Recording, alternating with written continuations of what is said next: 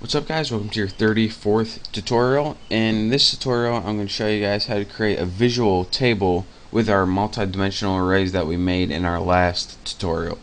So let's go ahead and make a whole new method to do this, since it will be a lot easier. And go ahead and write public static, spell it right, void main, and actually it's not main, give it a name like display or something, since it's displaying your array. And in your parameters, since it's going to be taking in a multi-dimensional array, just have it take one parameter in a multi-dimensional array. Easy enough.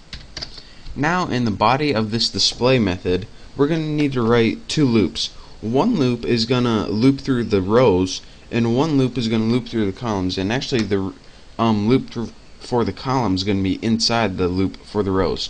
So go ahead and write your first for loop and put int row or something so you can see that it's looping through the rows, and just set that equal to 0, and then put row is less than x length or whatever you used up here, and then just put increment them by 1. And now inside this for loop we want another loop to loop through the columns, so let's put for and put int column OLUMN, there we go, equals 0, since we want to start at the 0th index. Then you want it to be, let's see, column is less than x, because that's what we passed into it, row, and then we want just the length of that. So what this would do is loop through the exact length, no more no less. That's a neat little trick. So anytime you're making a for loop to do this inside, instead of just x length, because you don't want the length of that, you want the length of the row. So that's how you would do this.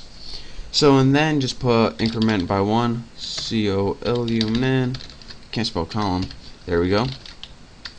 And this is your syntax for your inside loop. Set it equal to 0, have it go until the end of the row, and just increment it by 1. So now for the body of text we need for this is we just want it to output the rows on the screen. So system out print, make a simple print statement and not a print line, because we want to have it in rows, and we don't want a new line every time, or that would be a new row.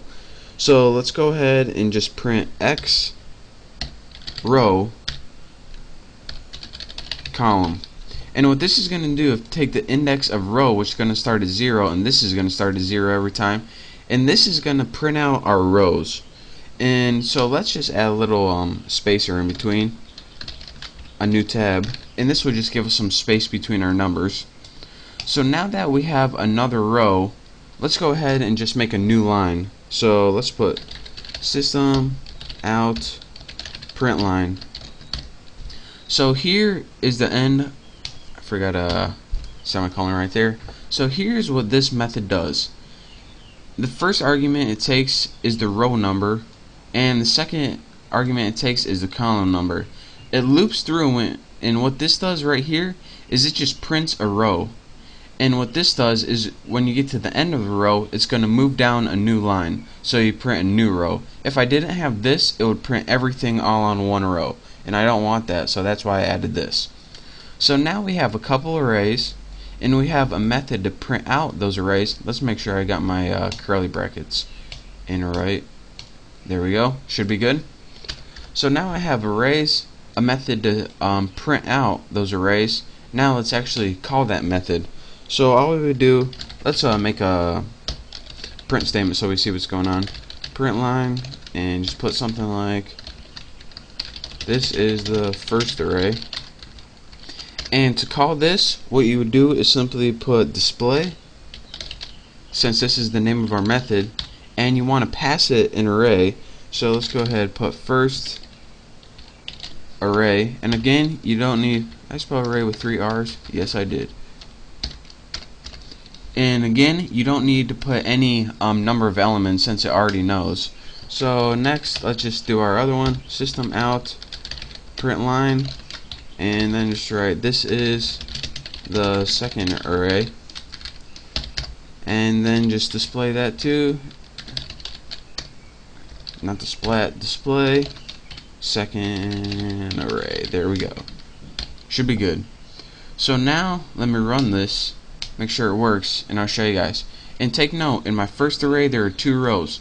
The first row has 8, 9, 10, 11. Second row has 12, 13, 14, 15. And in my second row I have 3 rows with all different column lengths. So now if we look at this visually, in my first array, what's actually at first array, spelled that wrong, has 8, 9, 10, 11, 12, 13, 14, 15 in this row. And again, that's this in the first row and this in the second row. And in my second array, let's see what I got. 30, 31, 32, 33, 4 values in the first row, this one in the second row, and 3 in the last row.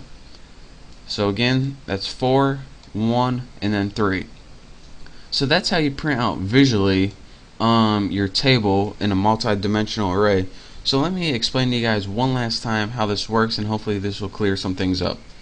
We went and we had ahead and made some multi-dimensional arrays using our 2 square brackets and kind of putting arrays in an array. That's what a multi-dimensional array is. This calls the function, or the method, excuse me. And what the method is, or how it works, is this. This is just housekeeping stuff. We want it to pass a multi-dimensional array. So we make a multi-dimensional array. We just name it X so we can use it in our method. So the first thing we do, this entire thing is a for statement right here, and this just loops through the rows, or the first ones, and inside that you need to loop through the columns, or the second one. And then we went ahead and just printed it out with spaces in between, and once we got to the end of a row we just printed a whole new line. So that is how you do that. And again, what we did right here was called making a visual table using a multi-dimensional array. So again, just copy exactly as I did, and once you type it for yourself you'll understand it a lot better. But for now, that's all I got for you for this tutorial. In the next tutorial, I'll probably do something a little bit easier but just as useful. So thank you guys for watching. I hope you subscribe to my channel, and don't forget to check out my next tutorial.